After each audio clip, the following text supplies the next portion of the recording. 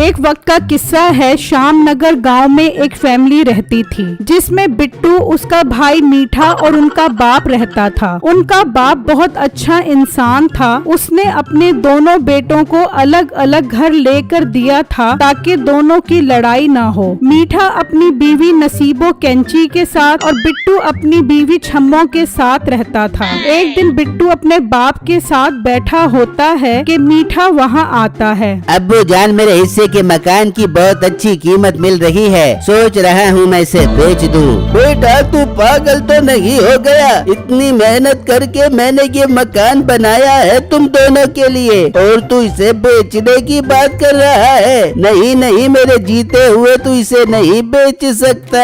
ओ अब्बा, मैं इस घर का मालिक हूँ। अब मैं तेरे इस दुनिया से कुछ दिन दुनिया में जाने का इंतजार नहीं करने वाला। पता नहीं तू कितनी सदियों का वीजा लेकर आया हुआ है। मीठे भाई, ये आप क्या बात कर रहे हो? ये हमारे अब्बू जान हैं, हमें तो इनकी लंबी उम्र की दुआ मांगनी चाहिए। उल्टा आप इन्हें मारने की दुआ कर रहे हो। इंसान को डॉलर के पीछे इतना भी पागल नहीं होना चाहिए। ओ हेलो, तू जिस्म से ही मोटा नहीं, दिमाग से भी मोटा है। इस छोटे से घर में मेरा दिल नहीं लगता। मैं दूसरे गांव में अपना बड़ा घर बनाऊंगा, उसके लिए मुझे इस मकान को बेचना जरूरी है। मीठे, एक बात अपनी नाक के नथने खोल के सुन ले।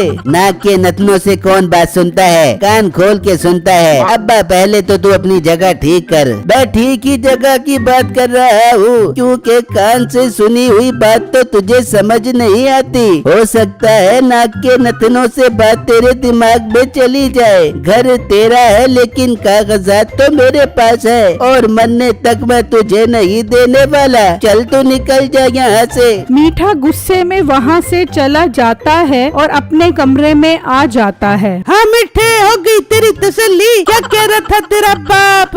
ओ बेगम, अब्बा कागजात देने को तैयार नहीं है। वो कह रहा है मेरे जीते हुए तू ये मकान नहीं बेच सकता। और कर तू सुसर पर एतबार। अच्छा भला मैं कह रही थी कागजात ले ले, लेकिन नहीं, मेरे अब्बू जान दे देंगे। वो मेरे अब्बू जान है और देख ले अपने अब्बू जान को। अरे बेगम, ताने देना बंद कर और सोच के कागजात कैसे हासिल किए जाएं। मीठे, टपका दे अपने अब्बे को, टपका दे। जब तक जिंदा रहेगा संदूक पर सांप की तरह बैठा रहेगा। तू न्योड़ा बड़ जोर काट काट के मार दे सांप को।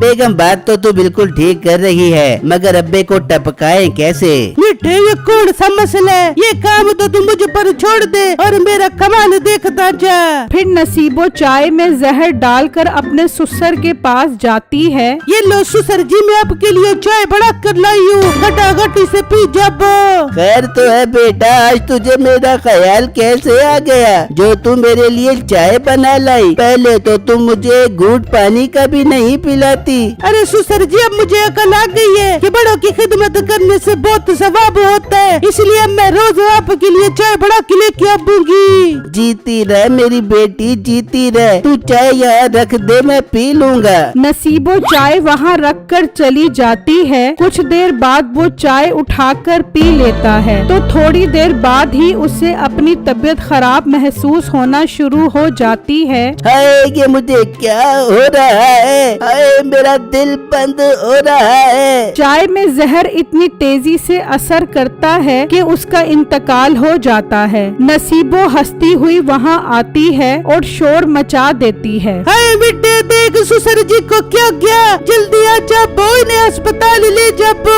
मीठा और बिट्टू भी वहाँ आ जाते हैं। बिट्टू अपने बाप की हालत देखकर घबरा जाता है और वो उन्हें अस्पताल ले जाता है तो डॉक्टर बताता है कि उनका इंतकाल हो चुका है। वो वापस उन्हें घर ले आते हैं। हाय मेरे ससुर जी, इस दुनिया में नहीं रहे, कोई मुझे नींद की गोलियां खिला दे, मेरे से बर्दाश्त नहीं हो रहा, मैं बिस्तर पे जाके सो जाऊंगी। हाय मेरे अब्बू जान, मुझे बड़ी जवानी में छोड़कर चले गए, मुझे भी साथ ले चलो अब्बू जान, मुझे ले चलो।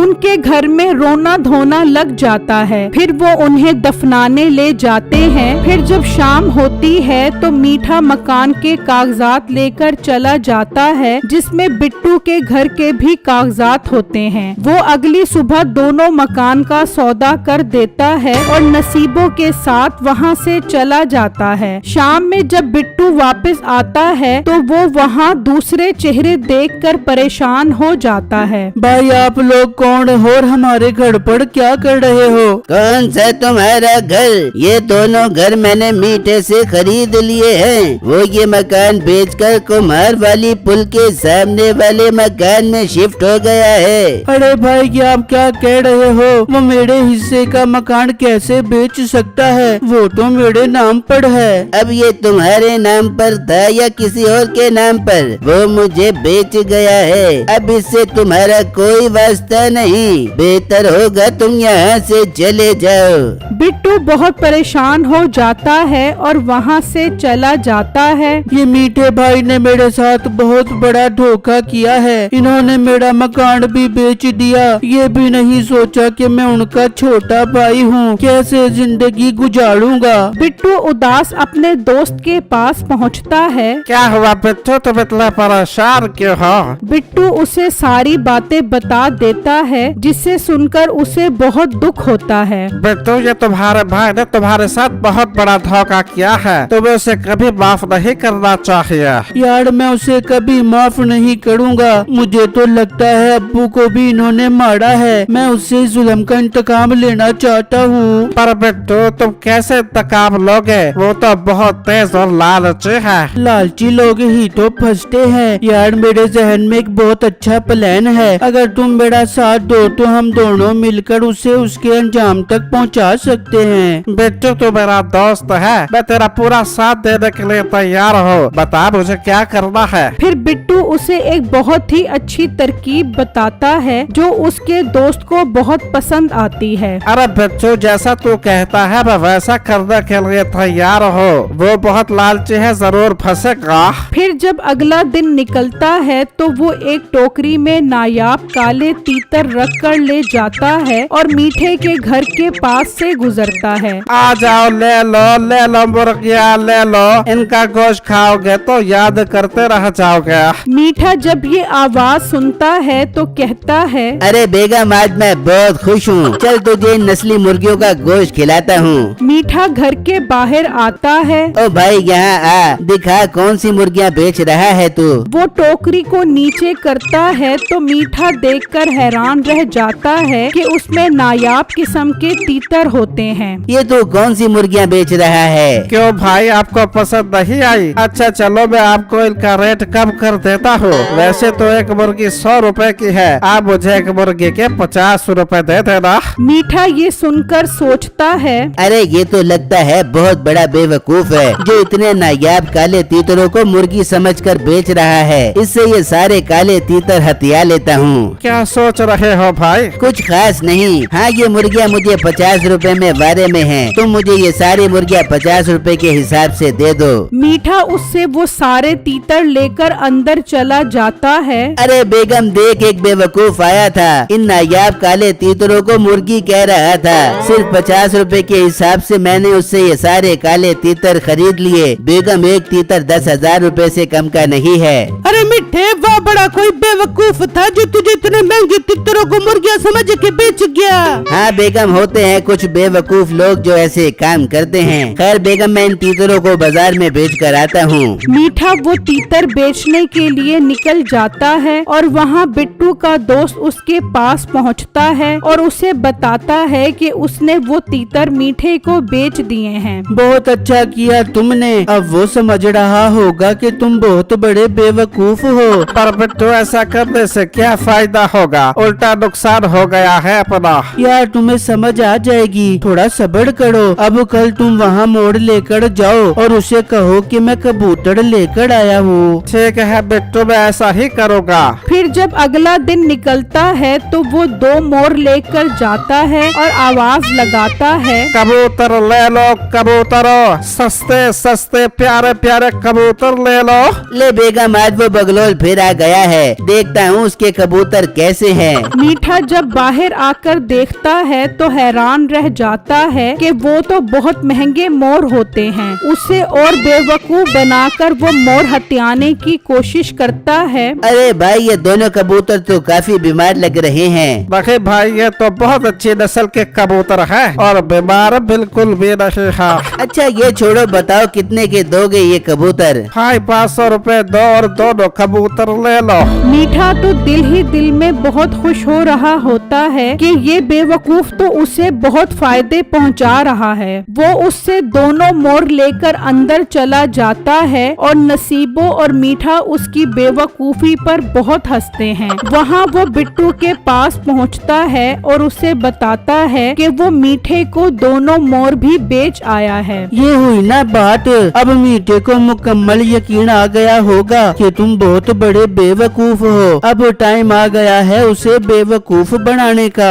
फिर बिट्टू उसे अगला प्लान बताता है जिसे सुनकर वो खुश हो जाता है। अरे वाह बिट्टू, जवाब नहीं तुम्हारे दिमाग का, अब तो वो बुरी तरह फंसेगा। फिर जब अगला दिन निकलता है तो मीठा और नसीबो घर के बाहर खड़े बेसब्री से उसका इंतजार कर रहे होते हैं कि इतनी देर में वो आ जाता है। हाँ भाई साहब, आज क्या लेकर आए हो तुम? भाई आज तो मैं बहुत नायाब चीज लेकर आया हूँ। खड़े क्यों हो भाई, बैठो, दिखाओ क्या नायाब चीज लेकर आए हो तुम। वो सारे पत्थर गिरा देता है और कहता है, ये बहुत नायाब पत्थर है। ये मेरे अब्बा हजूर ने 20 साल पहले 20 लाख रुपए के लिए थे। आज मुझे पैसों की जरूरत पड़ी है तो इन्हें बेचने आ गया। मीठा और नसीबो दोनों उन पत्थरों को देखकर हैरान परेशान हो जाते हैं। अरे ये नायाब हीरो को पत्थर बोल रहा है, ये बगलोल इसके 20 लाख रुपए कह रहा है तो इसकी कीमत 20 करोड़ से कम नहीं होगी। मुझे इससे ये सौदा बनाना पड़ेगा। भाई तुम ये पत्थर कितने के दोगे ये बताओ। भाई आपसे क्या बहस कर दी, आप मेरे पक्के ग्राहक हो, आप 20 लाख रुपए में ही ले लो। मीठा दिल ही दिल में बहुत खुश हो रहा होता है। भाई मेरे पास 20 लाख रुपए तो नहीं है। हाँ मैंने ये घर 30 लाख रुपए का खरीदा है, तुम ये घर ले लो और ये पत्थर मुझे दे दो। तुम्हें 10 लाख रुपए ऊपर दे रहा हूँ इन मामूली से पत्थरों के बदले। पर भाई मुझे तो नकद रकम चाहिए। अरे भाई मान जा, तेरी डिमांड से ज्यादा पैसे दे रहे हैं, अपना तड़पा मान जा।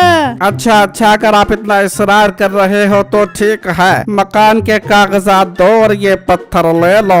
मीठा मकान के कागजात उसे दे देता है और वो पत्थर लेकर चला जाता है और एक सुनारे की दुकान पर पहुंच जाता है और उसे वो पत्थर दिखाता है। सुनारे साहब बहुत नायाब पत्थर लेकर आया हूँ, बताओ कितने करोड़ रुपए दोगे मुझे इनके? अबे तो पागल तो नहीं हो गया, हीरे नहीं है ये तो आम पत्थर है। चल बेवकूफ भाग जा यहाँ से। भाई ये आप क्या कह रहे हो? ये तो मैंने 30 लाख रुपए के खरीदे हैं। क्या 30 लाख रुपए? तो पागल तो नहीं हो गया, ये तो 300 रुपए के भी नहीं है। मीठे जिसे हम बेवकूफ समझ रहे थे वो तो बहुत बड़ा सियाड़ा निकला, हमें बेवकूफ बड़ा के चूड़ा लगा के निकल गया। नसीबो टाइम जाया मत कर, उसे अपने घर के कागजात वापस ले।